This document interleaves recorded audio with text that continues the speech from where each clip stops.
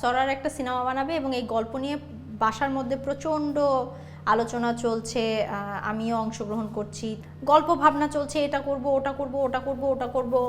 তো হঠাৎ করে সরা বললাম আমি একটু ওয়াশরুমে যাই, তোমরা একটু বসো কথা বলো। তো সে ওয়াশরুমে চলে গেল।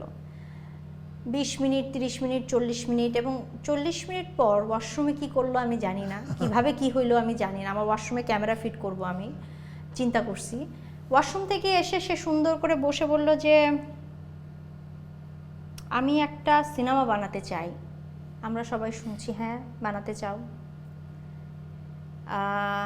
ওয়ান শট মুভি বানাতে চাই। আমি বলছি সরো, do you think it's possible? বললো আই থিঙ্ক ইটস পসিবল, এবং আমি এক শটে মুভিটা বানাতে চাই। তারপর থেকেই আসলে ওর স্ট্রাগলটা শুরু হয়ে গেল। এবং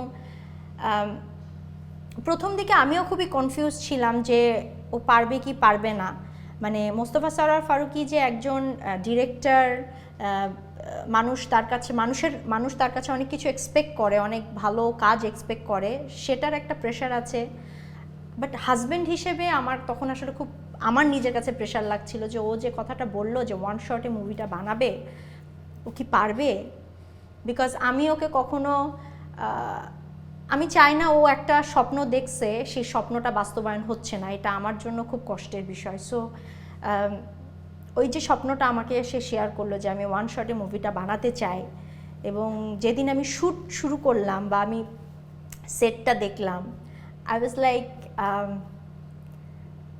আমি আসলে বলে বোঝাতে পারবো না, আই ওয়াজ সো হ্যাপি যে ওকে ফাইন, আলহামদুলিল্লাহ স্বপ্নটা সার্থক হতে যাচ্ছে বা স্বপ্নটা বাস্তবায়ন হতে যাচ্ছে।